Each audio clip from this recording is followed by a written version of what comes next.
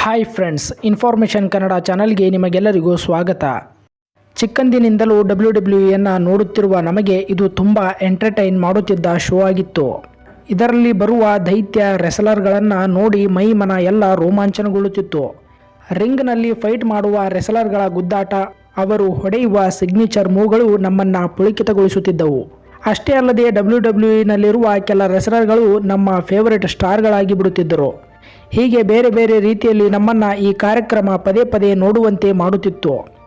Comedy, fight, romance ಮತ್ತು story ಸೇರಿದಂತೆ ಎಲ್ಲವೂ ಈ ರಿಂಗ್ನಲ್ಲಿ ನೋಡಲು ಸಿಗುತ್ತದೆ. ಕೆಲವು ಮ್ಯಾಚ್ಗಳಂತೂ ಪ್ರೇಕ್ಷಕರನ್ನ ಮಂತ್ರಮುಗ್ಧಗೊಳಿಸುತ್ತವೆ. ಬಹಳಷ್ಟು ಜನರು WWEನಲ್ಲಿ ನಡೆಯುವ ಮ್ಯಾಚ್ಗಳು ರಿಯಲ್ ಆಗಿವೆ ಮತ್ತು ರಿಂಗ್ನಲ್ಲಿ ರೆಸಲರ್ಗಳು ನಿಜವಾಗಿಯೂ ಹೊಡೆದಾಡುತ್ತಾರೆ ಎಂದು ನಂಬಿರುತ್ತಾರೆ. ಆದರೆ ಜಗತ್ತಿನಾದ್ಯಂತ ಪಾಪ್ಯುಲರ್ ಆಗಿರುವ WWE ಶೋ ಜನರಿಂದ ಬಹಳಷ್ಟು ಸತ್ಯಾಂಶಗಳನ್ನು ಮುಚ್ಚಿಡಲು ನೋಡುತ್ತದೆ. ಇವತ್ತು ಈ ಶೋ ಹಿಂದೆ ಏನೆಲ್ಲ ನಡೆಯುತ್ತೆ ಮತ್ತು ಈ ಶೋ ನಮ್ಮಿಂದ ಏನೆಲ್ಲ ಮುಚ್ಚಿಟ್ಟಿದೆ ಎಂಬುದನ್ನು ಈ ವಿಡಿಯೋದಲ್ಲಿ ನೋಡೋಣ ಬನ್ನಿ. WWE ಒಂದು ಸ್ಕ್ರಿಪ್ಟೆಡ್ ಶೋ ಆಗಿದೆ. ಹೌದು, WWEನಲ್ಲಿ ನಡೆಯುವ ಪ್ರತಿಯೊಂದು ಮ್ಯಾಚ್ ಸಹ ಸ್ಕ್ರಿಪ್ಟೆಡ್ ಆಗಿರುತ್ತೆ. ಅಷ್ಟೇ ಅಲ್ಲದೆ ಯಾವ ಸಮಯಕ್ಕೆ ಯಾರು ಹೊಡೆಯಬೇಕು ಎಂಬುದು ಕೂಡ ಮೊದಲೇ ಪ್ಲಾನ್ ಮಾಡಿಕೊಂಡಿರುತ್ತಾರೆ. ಮ್ಯಾಚ್ ನೋಡೋಕೆ ಮುಂಚೆ ಮ್ಯಾಚ್ನ ಅಭ್ಯಾಸ ಕೂಡ ಮಾಡಿರುತ್ತಾರೆ.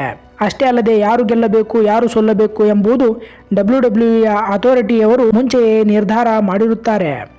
WWE ಸ್ಕ್ರಿಪ್ಟೆಡ್ ಎಂದು WWEನಲ್ಲಿರುವ ರೆಸ್ಲರ್ಗಳೇ ಸ್ವಂತ ಒಪ್ಪಿಕೊಂಡಿದ್ದಾರೆ.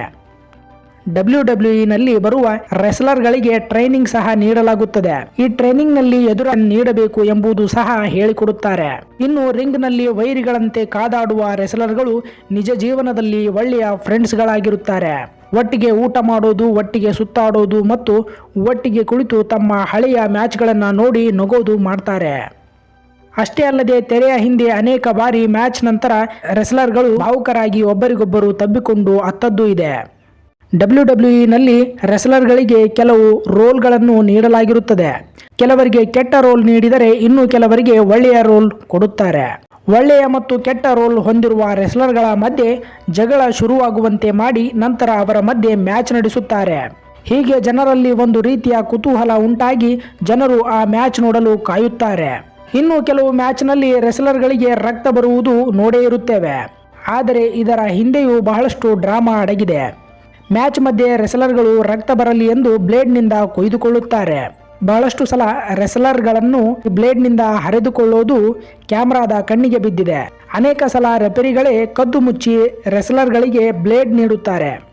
ಅಷ್ಟೇ ಅಲ್ಲದೆ ರಕ್ತದಂತಹ ಕ್ಯಾಪ್ಸೂಲ್ ಸಹ ಇರುತ್ತವೆ. ಈ ಕ್ಯಾಪ್ಸೂಲ್ಗಳನ್ನು ತಿಂದರೆ ಸಾಕು, ಬಾಯಿಯಿಂದ ರಕ್ತ ಬಂದಂತೆ ಕಾಣುತ್ತೆ. ಬಹಳಷ್ಟು ಸಲ ಈ ಎಲ್ಲ ನಾಟಕಗಳು ಕ್ಯಾಮ್ರಾದ ಕಣ್ಣಿಗೆ ಬಿದ್ದಿವೆ. ಈಗ ಕೆಲವು ವಿಡಿಯೋಗಳನ್ನು ನೋಡೋಣ. ಈ ವಿಡಿಯೋಗಳಲ್ಲಿ ರೆಸ್ಲರ್ಗಳ ಮೈಂಡ್ ಬ್ಲೋಯಿಂಗ್ ಆ್ಯಕ್ಟಿಂಗ್ ಹೇಗಿರುತ್ತೆ ಎಂದು ನೀವೇ ಒಮ್ಮೆ ನೋಡಿ. ಅಂಡರ್ಟೇಕರ್ ಮತ್ತು ಜಾನ್ ಸೀನಾ ನಡುವಿನ ಮ್ಯಾಚ್ ಒಂದರಲ್ಲಿ ಇಬ್ಬರು ಹೇಗೆ ಆ್ಯಕ್ಟಿಂಗ್ ಮಾಡುತ್ತಾರೆ ನೋಡಿ. ಇನ್ನು ಅಂಡರ್ಟೇಕರ್ ಒದ್ದೆ ಇರೋದಿಲ್ಲ, ಒದಿಸಿಕೊಂಡವನಂತೆ ಜಾನ್ ಸೀನಾ ಹೇಗೆ ಆ್ಯಕ್ಟಿಂಗ್ ಮಾಡ್ತಾನೆ ನೋಡಿ. ಇನ್ನು ಈ ತರಹದ ವಿಡಿಯೋಗಳು ಬಹಳಷ್ಟು ಇವೆ. ರೆಸ್ಲರ್ಗಳ ಓವರ್ ಆ್ಯಕ್ಟಿಂಗ್ ವಿಡಿಯೋಗಳನ್ನು ನೀವೇ ಒಮ್ಮೆ ನೋಡಿಬಿಡಿ.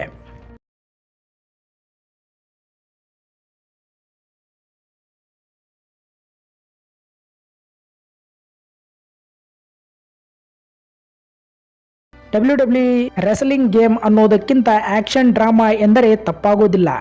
WWE ಬಗ್ಗೆ ನಿಮ್ಮ ಅಭಿಪ್ರಾಯ ಏನು ಎಂಬುದನ್ನು ಕೆಳಗಡೆ ಕಮೆಂಟ್ ಮಾಡಿ. ವಿಡಿಯೋ ಇಷ್ಟ ಆದರೆ ಲೈಕ್ ಮಾಡಿ, ನಿಮ್ಮ ಸ್ನೇಹಿತರಿಗೂ ಶೇರ್ ಮಾಡಿ. ಇದುವರೆಗೂ ನೀವು ನಮ್ಮ ಚಾನಲನ್ನು ಸಬ್ಸ್ಕ್ರೈಬ್ ಮಾಡದಿದ್ದರೆ ಈಗಲೇ ಸಬ್ಸ್ಕ್ರೈಬ್ ಮಾಡಿ ಮತ್ತು ಪಕ್ಕದಲ್ಲಿರುವ ಬೆಲ್ ಐಕಾನ್ ಮೇಲೆ ಕ್ಲಿಕ್ ಮಾಡಿ ನೋಟಿಫಿಕೇಷನ್ಗಳನ್ನು ಆನ್ ಮಾಡಿಕೊಳ್ಳಿ. ಮತ್ತೊಂದು ಹೊಸ ವಿಷಯದೊಂದಿಗೆ ಮುಂದಿನ ವಿಡಿಯೋದಲ್ಲಿ ಸಿಗೋಣ. ಧನ್ಯವಾದಗಳು.